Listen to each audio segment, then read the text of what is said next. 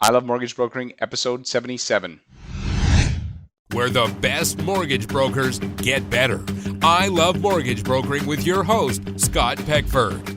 Hi, Broker Nation. I am thrilled to introduce our guest today. Raeann Lefebvre has been a broker for 8 years. She's part of the Mortgage Architects Network. She was recently featured in CMP Magazine as one of the young guns of 2015. I'm stoked for this interview today. Raeann, are you ready to rock? I'm ready. Awesome. So can you just tell us a little bit about yourself? Well, Scott, I have 3 beautiful boys. My husband and I also own a gym in St. Albert called Complete Fitness and Martial Arts. I've been a mortgage broker for 8 years and love to travel, which is a great part of being a broker, as we all know. I opened Keystone Mortgage about 4 years ago. I have 7 agents underneath me that I mentor. Primarily, I do A business with some B business. I worked for Bank of Montreal many, many years ago. I'm going to age myself there. And I have my phys ed degree and my education degree. Nice. And so how did you end up in the mortgage business? Because in my experience, most people don't, in kindergarten say, hey, I want to be a mortgage broker when I grow up. So obviously you have some other degree. So what was your path? Well, I taught for about a year, actually, after we had our first child. And then once you had the second child, you do that. Well, what should I do as myself? I don't want to be paying somebody else in order to take care of my kids and be working all the time and not see them grow. So when I was pregnant with our second child, we started doing that research. We thought of opening a day home, the usual stuff. And my husband came up with the idea of mortgage brokering. So did a little bit of research and called up who ended up being my mentor, Carol McCaffrey. And if anybody knows Carol, she's bubbly as ever. And she says, oh, that's a great idea. That's awesome. So I thought if I could at least make $20,000 a year, have no expenses, and be at home with the kids, that was going to be great. But once I got into it, of course, that goal changed. So after 2 years of starting out being a mortgage broker, I got my own team going. And 4 years after I started, I opened the brokerage. And so the initial goal was just to make some part-time money, and then you end up having. So how did you have that initial success? Because a lot of people, like honestly, that they don't.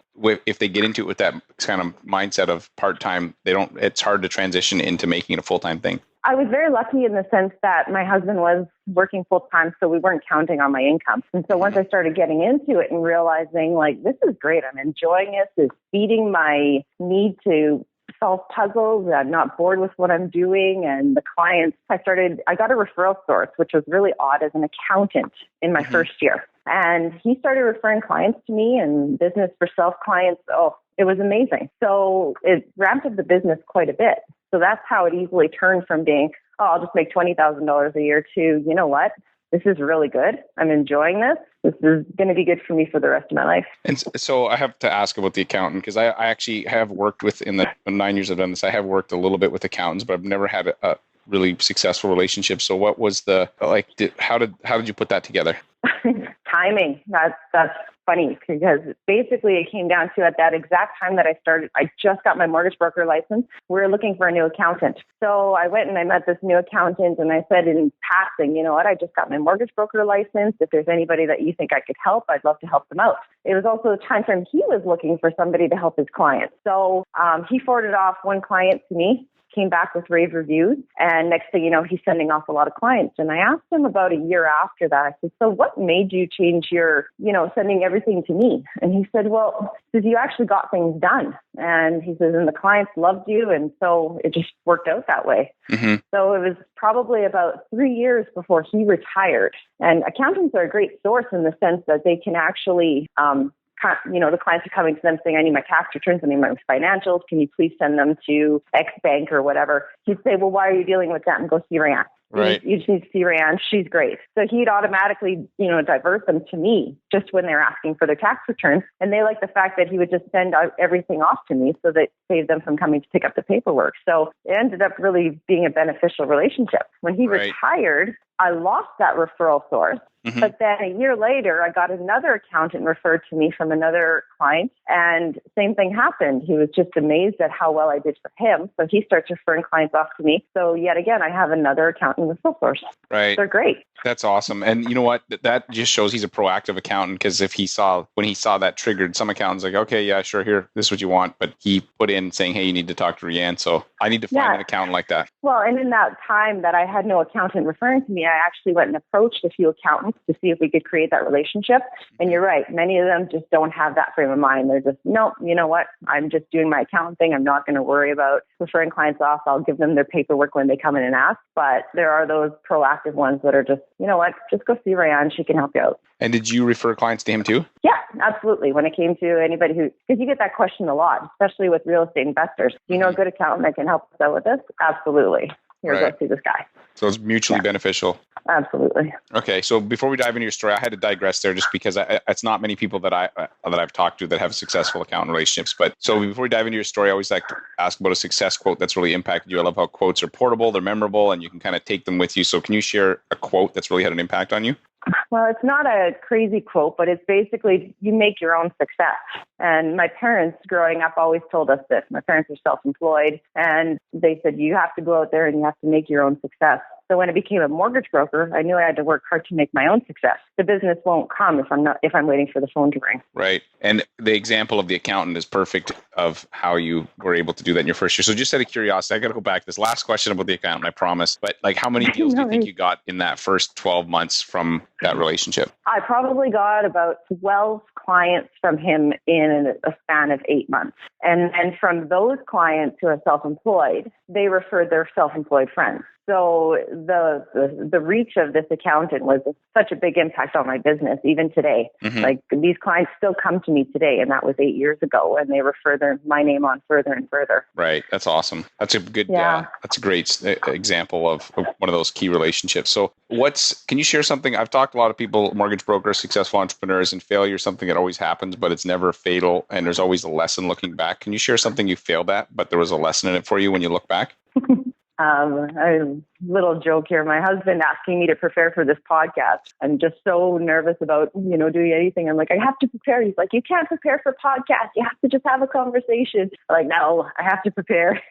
Anyways, obviously I've made many mistakes in my career and my life, and it's helped me to grow as a person and a mortgage broker, and ultimately gotten me to where I am today. One thing was identifying the boundaries between family life and business when the business started to take off. Mm-hmm. I believe that there are many mortgage brokers that can relate to this. Having home-based office, you can work all the time. I had to learn how to shut it down to give my family the time that they need from me and I need from them. It also taught me how to time manage better and set priorities. When you see your kids growing up before your eyes, you feel like you're missing it, it really affects you. My son once asked me, Mom, why don't you play with us? It kind of really hit home. I needed to change something to give them more fun time with me. So setting those boundaries and having that shutdown time. So give me an example of a boundary that you what's one thing you did? Because I've had the same. I've got 3 little ones, or they're still not teenagers. And right now they still like me because they're not teenagers. So what's an example of a boundary you put in place to make that more successful? Well, when I'm with them, I put my phone away.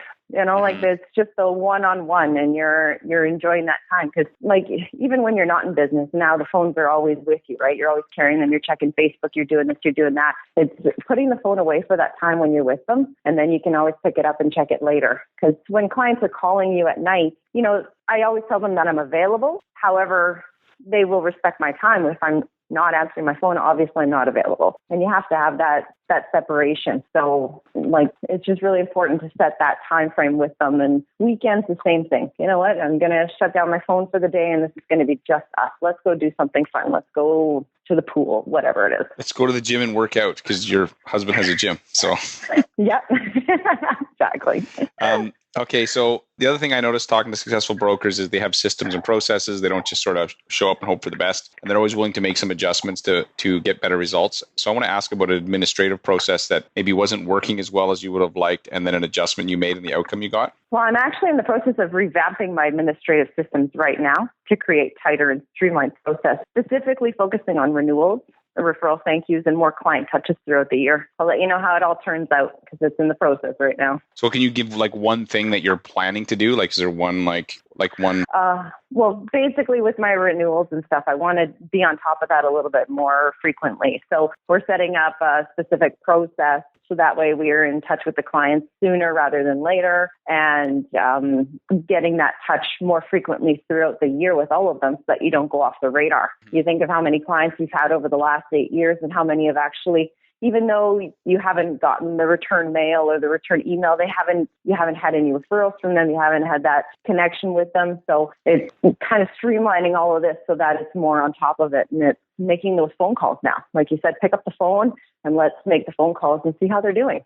Just keeping you on top of mind. Right. Yeah, that's actually, have you ever heard of Phone Burner? Yes. Yeah. So it's I actually heard it from you guys. Yeah. So it's this cool app that lets you let's say automating part of your phoning process. But you just gave me the idea, because the thing I love about these podcasts is they always inspire me. And I'm like, why don't I set up a folder in there that for each month and then just automatically drop? So if it's anniversary month, is January or September, it's just all the people that have mortgages, and I can just run the Phone Burner call. Myself or my assistant can just phone everybody in one, Anyway, so thank you for that, for the coaching that you just gave me. You didn't even realize you did. So I'm totally going to set that up. I don't know why I didn't think of this soon. This is funny. You're like, oh, it's right in front of me. I didn't even see this. So I will totally, you're going to improve my process from this conversation. So yeah, I want to ask about sales. So I know that sales and marketing is also a big part of being a mortgage broker. And sometimes things that were working doesn't work as well anymore. So can you share something on the sales and marketing side that maybe wasn't working as well as you would have liked, and then a change that you made in the outcome you got? Well, in regards to marketing, I don't do a lot of marketing. I hate to say it that way. I've done all of the internet marketing. I've done search engine optimization. I've done some social media stuff. I've even done some paper advertising, and I really didn't like the outcomes of it all. So I really am planning on focusing on marketing my existing database. And whether that means, like I said, focusing on those renewals, making sure you're having more client touches throughout the year, picking up the phone and calling, that kind of thing. It's going to be more beneficial to, continue to use the warm leads than it is to try and cold call or do something like that. When I'm mentoring my agents, I always tell them, go and get in front of people. I think Carol actually told me one time she got a mortgage from just standing in the Safeway lineup. She's just waiting for checkout. Yeah, she's waiting there, through checkout, and somehow they got into a conversation. Next thing you know, she's talking about mortgage brokering, and next thing you know, that leads to a mortgage. So it really is just speaking to people, and you'd be surprised what you get. But if you're marketing those warm leads, you're going to get more back from it than trying to do any marketing techniques.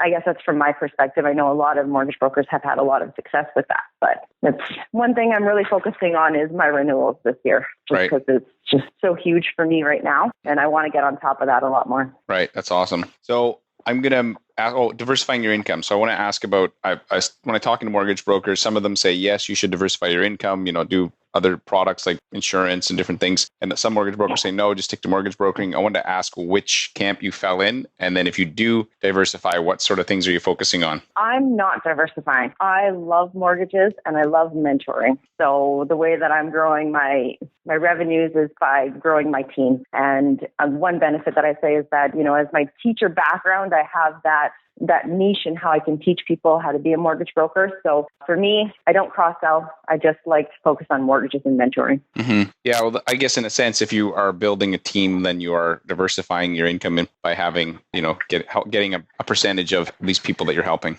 Exactly. Cool. So I'm going to move to the rapid fire questions. These you can answer with shorter answers if you like. So what is the number one thing holding back most mortgage brokers from being successful? I'd say the number one thing is that most mortgage brokers start out needing to supplement their income with another job. If there's any way to do this full-time from the beginning, you'll be successful sooner. Mm-hmm. And what one thing or habit do you think has made you successful? For me, educating clients, even if it means you don't get the deal now, you'll get the clients will come back to you and they'll refer your name on. Right. Yeah, that's good. And do you have an internet resource or software program you use to make your business more successful? I'm dabbling a little bit in Dropbox and Evernote as the business is about streamlining the process. But with the volumes getting so high, the processes are no longer working. Now that I have a full-time assistant, she's working on setting up my processes in a shared drive to ensure my agents are able to replicate my success. As my agents are a reflection of me and my brokerage, it's important to me. We're looking at Google Docs right now as well as an option. So another thing that's in the works for me. Right. One of the things that we found helpful is with the way we set up our Dropbox folders is we have them all like different, a person's name, but then all the folders with different documents. So you don't have to have one long list of, dozens and dozens of documents. You can have property and income and segment them so that it just makes it cleaner for searching and stuff. So, that's neat. Yeah, and anyway, so I'd love to get that information from you. Yeah, I'll send you how we set up because every one of our folders are set up exactly the same, and we even have some like common documents in there if we need them for different things. And so I'll send you a link, and you can copy it if you like or change it. That'd be great. Thanks so much, Scott. No problem. So do you have one book that you'd recommend to our listeners? 50 Shades of Grey. So No, that's going to make you a better mortgage broker. There is some gray in the broker business, though. I'm not going to lie. It's not like there's no, sometimes there's. So you've read it? No, I haven't. No, I'm not a big reader of self-help books, but I keep on top of articles in the industry. One book I did read that was really helpful when I started to grow was E-Myth. And it was good for, in general, self-employed people to define who they are in the work line, to help them plan how they want to go forward with their business. And this goes towards, the people that just want to be the entrepreneur, who don't want to be the doer of the mortgages, the apprentice. Or the mechanic, sorry. So that's why I found that was it made me define who I am and saying, I want to be still the doer, but I also want to be the entrepreneur. So how can I kind of dabble in both a little bit and still grow? Right. Switch between roles so that your business you don't get stuck in one and not, that's good. So here's the last question. It's one of my favorites. Remember the movie Back to the Future? Yes. So in the movie, there's the car DeLorean, and you can jump in the DeLorean and you can travel in time. And so we're going to send you back 8 years with the idea that, okay, the 8-year older Raeann, who's still a young gun, is going to talk to the younger Raeann and say, hey, here's 3 things, Raeann, you need to do to have a bigger, better business. 2015, what 3 things would you say to yourself? I think one of the biggest things that I wish I would have done in the past was start with a good CRM program. That's been kind of one of my nemesis over the past 8 years. Another one be create a weekly calling schedule and really stick to it. You have to you have to make that habit from the beginning and continue it even after you get successful. And as much as you hear that snail mail is not a great option from other people in the industry, keep sending it out. My clients love my birthday cards and Christmas cards that I send out every single year. So, and do you have a company that does it, or just somebody or who does that for you? With my birthday cards, I used to send it out by hand, but of course I got to be too much. So I now use send out cards. With my Christmas cards, I don't know, I'm a little bit sentimental on that side of things. I handwrite all of my Christmas cards and send out $5 Tim Hortons cards in them, just as a small thank you every single year. It's gotten to be quite a big job. But everybody loves them. I get phone calls, I get emails from everybody saying, you know what, we can always count on your card every single year and we love it. Thank you. Right. And the Tim's card doesn't hurt. No, exactly. It might only be 2 coffees, but whatever. Right. Well, it's only 1 at Starbucks. So it's I know. I'm actually getting them 2 at Tim Hortons. So. Right. It's 2 for 1. Well, exactly. So where can people find you online? Our company website is keystonemortgage.ca. And so you can see our team there and we're growing. So that's the goal. And are you guys hiring then? Yes, absolutely. Okay. And I don't think I mentioned at the top of this, but you guys are based out of Edmonton. So if anybody's listening and they're like, hey, I would like to find a team to join in Edmonton, then definitely check out Raeann. And anybody else, we have links in the show notes to everything that we talked about, as well as Raeann's website. Raeann, I really appreciate your time, and I hope you continue to crush it. Thank you so much, Scott. So appreciated. Where the best mortgage brokers get better. I Love Mortgage Brokering with your host, Scott Peckford. Hey Broker Nation, Scott Peckford here. Have you joined our VIP club for mortgage brokers yet? If not, you're missing out. We share exclusive content not available on the web or the show. We share scripts, step-by-step guides, and other insider tips to help you save time and make you more money. I can't tell you how many times after I turn off the recorder, a guest starts sharing some awesome advice or a script or a tip, and I take the best of this and share it with my VIPs. If you want to get on the list, visit ilovemortgagebrokering.com/VIP. That's ilovemortgagebrokering.com/VIP. Oh, and one other thing. Since this is exclusively for mortgage brokers, there is a skill testing question. Good luck, and I hope you continue to rock your mortgage biz.